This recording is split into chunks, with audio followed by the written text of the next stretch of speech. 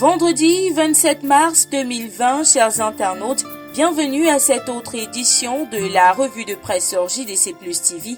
Dernière sortie de la semaine que nous ouvrons avec le quotidien Le Jour qui s'offusque du silence du président Paul Biya au sujet du coronavirus qui ne fait que se propager dans le pays. Le journal titre Covid-19, Paul Biya parler. Eh bien, pour dire quoi concrètement? Découvrez les inquiétudes du journal en page 5 de son édition de ce vendredi 27 mars 2020.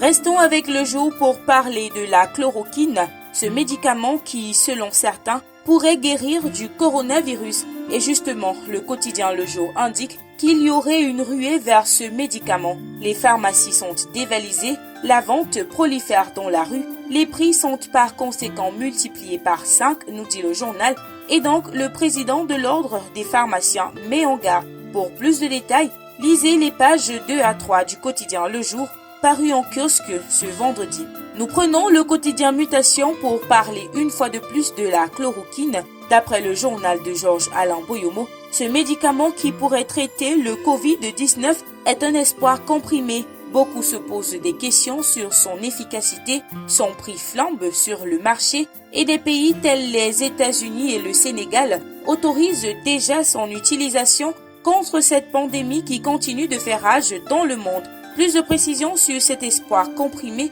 c'est à retrouver en page 7 de Mutation dans son édition de ce vendredi 27 mars 2020. Et toujours avec Mutation, Claude Abbé nous dit comment confiner le confinement en page 10, un confinement qui fait encore polémique, même du côté de la presse. Le quotidien Émergence se demande si c'est une bonne option pour le Cameroun face à une pandémie qui continue de faire rage. Le journal indique que le gouvernement projette 3800 cas dans 4 semaines. Va-t-on donc rester les bras croisés, attendre l'hécatombe? C'est la question que se pose le quotidien Émergence dans son édition de ce jour. Et pour avoir des réponses, 10 experts s'affrontent en pages 5 à 9 de son édition de ce vendredi. Allons du côté du Parlement où Nyadi Fendi Marcel a été réélu président du Sénat. Cameroun Tribune nous fait savoir que lui et son homologue de l'Assemblée nationale, l'honorable Cavaillé Guédibril, ont été installés au perchoir au cours de 2 séances plénières hier à Yaoundé, conduites par les bureaux d'âge. Tentative de déstabilisation, les réseaux sociaux tuent à nouveau Paul Biya, nous fait savoir Info Matin, qui souligne que des activistes annoncent une fois de plus le décès du chef de l'État, semant l'affolement au milieu de la population. Et pourtant, après vérification, le chef de l'État est bel et bien vivant, dit le journal, qui propose les détails en page 3 de son édition de ce jour.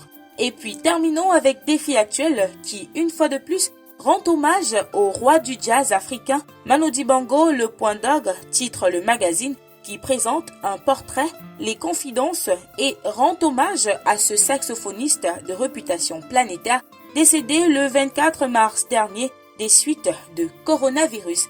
Et voilà qui vient mettre un terme à cette édition de la revue de presse sur JDC Plus TV. Merci d'avoir regardé. À la prochaine.